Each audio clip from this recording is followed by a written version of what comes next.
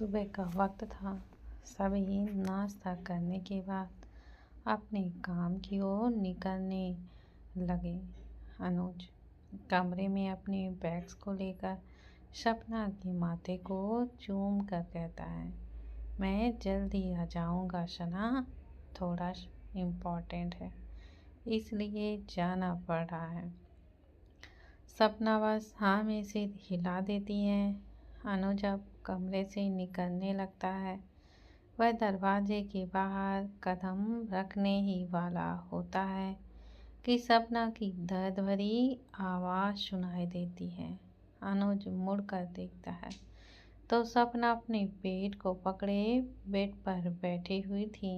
अनुज जल्दी से भाग कर जाता है और घबराए हुए पूछता है, क्या हुआ है सना? सपना कुछ भी नहीं बोल पा रही थी, बस दर्द से चिल्ला रही थी। उसकी सांसें बहुत तेजी से चल रही थीं।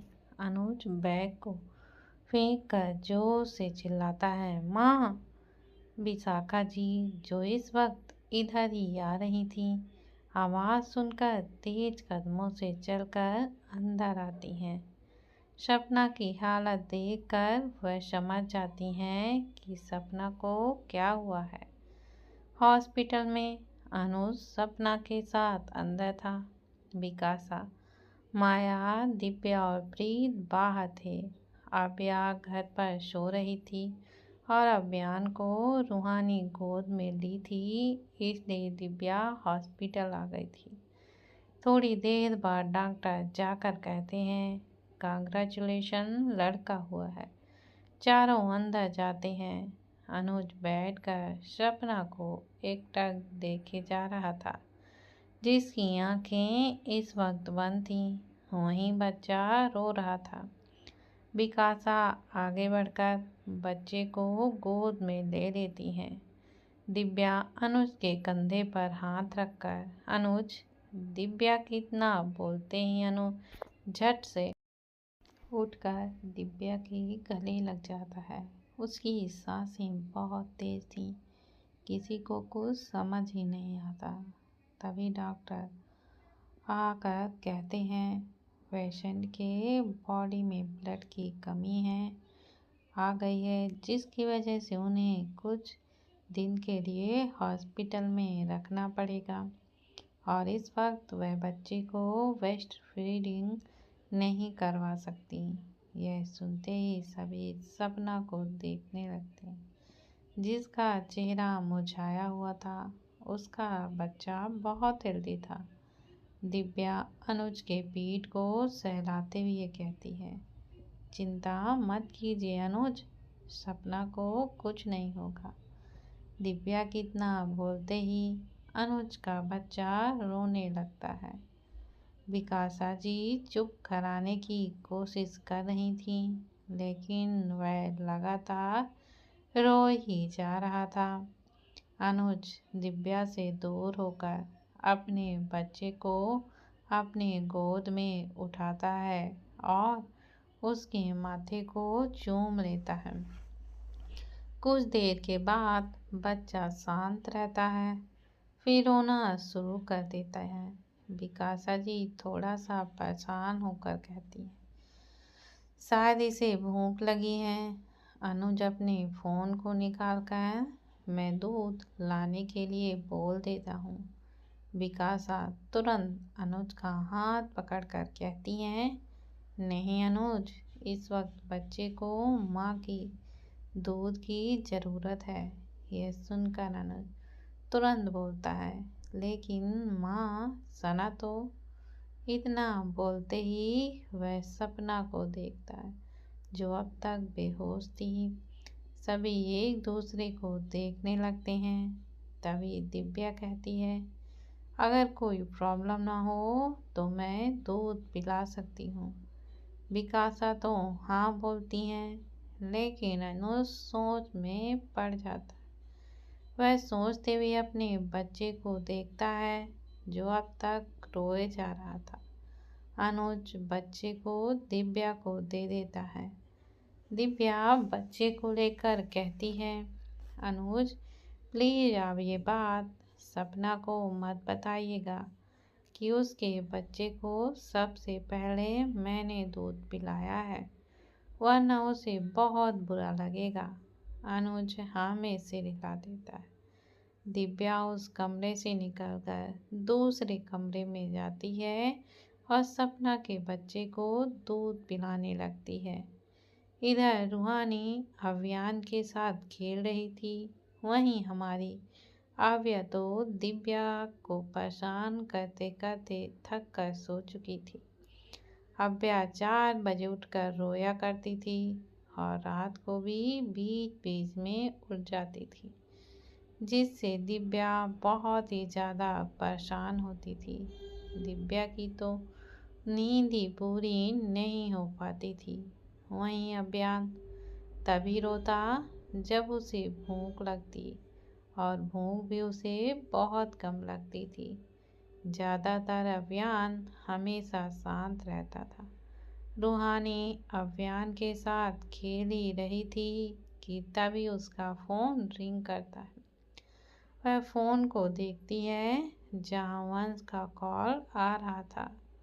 रूहानी कुछ देर तक तो फ़ोन को देखती है, फिर रिसीव करके कान पे लगा लेती है। वंश उधर से कहता है, हाय बाय की साली। रूहानी एक नज़र फ़ोन को देखती है, फिर कहती है, तुम्हारा कभी कभी दिमाग सटक जाता है क्या? कभी गुस्सा करते हो, कभी मजाक करते हो, तो पता नहीं कभी क्या करते हो। वंश इस पर जवाब देता है, वो तो दिमाग पर ही डिपेंड करता है। अच्छा ये सब छोड़ो, एक्चुअली मुझे ना तुमसे एक हेल्प चाहिए थी। मैं मॉल आया था तो प्रिंसेस और भाभी के लिए कपड़े ले रहा था। प्रिंसेस का तो मैंने ले लिया है, लेकिन भाभी का नहीं ले पा रहा हूँ। तुमको सजेस्ट करो ना। रूहानी तुरंत ही कहती है, तुम दी से ही क्यों नहीं पूछ लेते। वंश इरिटेट होकर, पागल लड़की, उनके लिए सरप्राइज है। उसके इतना बोलते ही रूहानी मुंह बनाकर ठीक है कहती है। वंश वीडियो कॉल करता है तो रूहानी उसे ड्रेसेस चॉइस करने में हेल्प करती है। थोड़ी देर बाद सब कुछ शॉपिंग कर लेने के बाद वंश कहता है, ओके थैंक्स भाई की साली। एंड बाय द वे, आज मैंने गौर किया कि तुम सच में बहुत ही खूबसूरत हो रूहानी। इतना बोलते ही वंश कॉल को कट कर देता है। वहीं अचानक से रूहानी के दिल की धड़कन जोर करने लगती है। रूहानी अपने धड़कनों को रोकते हुए कहती हैं, नहीं नहीं, प्लीज़ दोबारा मत ऐसा करो। मुझे उससे कोई भी मतलब नहीं है। वो तो बस मेरे दी का देवर है और कुछ भी नहीं। इतना बोलते ही रूहानी आंखें बंद कर देती है। थोड़ी देर बाद खुद को शांत करके फिर एक बार अभियान के साथ खेलने में बिजी हो जाती है। कुछ दिन में अनुज सपना को गोद में लिए हुए था, वहीं सपना की गोद में उसका बच्चा था। इस वक्त दोनों सिंघानिया बिला पहुंच चुके थे। सपना अनुज के सीने पर सर रखी हुई थी। अनुज थोड़े डांटने वाले अंदाज में बोलता है, मैंने कितनी बार कहा था अच्छे से खाओ पियो, लेकिन तुम्हें तो हर वक्त अनहेल्दी ही खाना था। अब देखना, मैं पूरे 1 साल तक तुम्हें अनहेल्दी खाना नहीं खाने दूंगा। एकदम सूखी ककड़ी बन चुकी हो। अगर अनु भी तुम्हें थोड़ा सा धक्का दे देगी तो पता नहीं कहाँ पर जाकर गिरोगी। शबना का बुरा मुंह बनाए हुए कहती है, अब बस भी कीजिए। कल रात से आप मुझे डांट ही रहे हैं। हो गई गलती, अब मैं कर भी क्या सकती हूँ। अब से नहीं करूँगी, आपकी सारी बातें मानूंगी।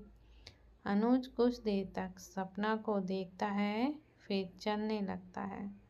दरवाजे पर पहुंचते ही विकासा तीनों की आरती उतारती है। एक नए मेहमान की स्वागत के लिए सभी परिवार इकट्ठा हो चुके थे। अंदर से आते ही रूहानी तुरंत बच्चे को गोद में ले लेती है। प्रीत भी बच्चे को देखने के लिए तुरंत चली जाती है।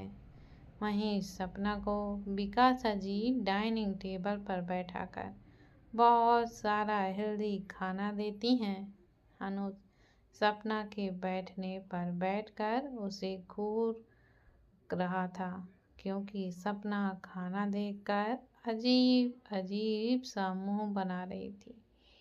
अनुज थोड़ी सख्ती से कहता है, तुम खुद खाओगी या मैं तुम्हें खिलाऊं?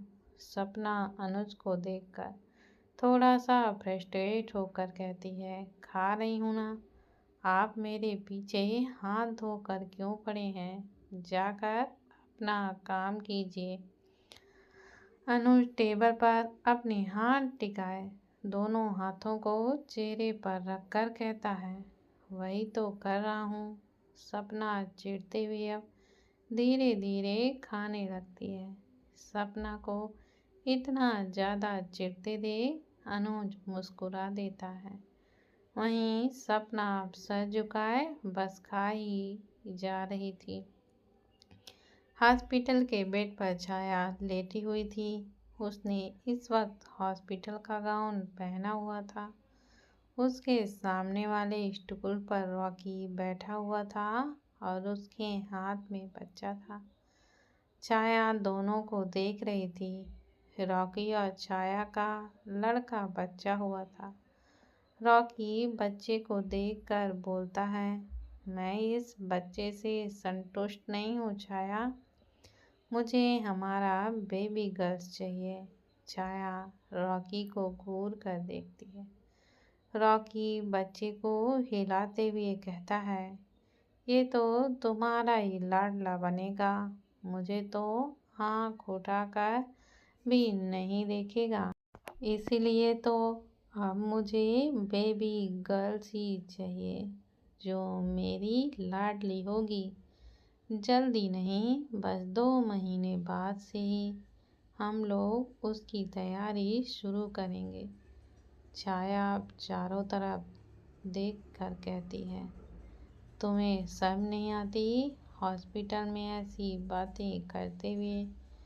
रॉकी लापरवाही में कहते हैं, शर्माने में इसमें क्या बात है? पूरी दुनिया को पता है कि बच्चा कैसे होते हैं। मुझे कुछ नहीं पता, मुझे तो बस मेरी बेबी गर्ल्स ही चाहिए। छाया रॉकी को घूर कर देखते हुए कहती है, अच्छा, अगर अगली बार भी बेबी बॉय हुआ तो क्या करेंगे? रॉकी बेशर्मों भरी बातें करते हुए कहता है, फिर क्या, फिर से कोशिश करेंगे। जब तक कि बेबी गर्ल्स नहीं होगी तब तक कोशिश करते ही रहेंगे। छाया झट से कहती है, मुझे नहीं करना ये सब कुछ बार बार। इस पर रॉकी कहता है, क्यों नहीं करना? मैं तो करूँगा और तुम्हें भी करवाऊँगा। छाया बुरी तरह से रॉकी को घूरने लगती है। फिर कहती है, रॉक, तुम सच में आजकल बहुत ही ज़्यादा बेशर्म होते जा रहे हो। रॉकी भी उसी अंदाज में कहता है, अब बीवी इतनी हॉट है तो बेशर्म तो बनना ही पड़ेगा ना। छाया मुंह खोले हुए रॉकी को ही देखने लगती है, तो वहीं रॉकी बस उसे देखते हुए हंसने लगता है।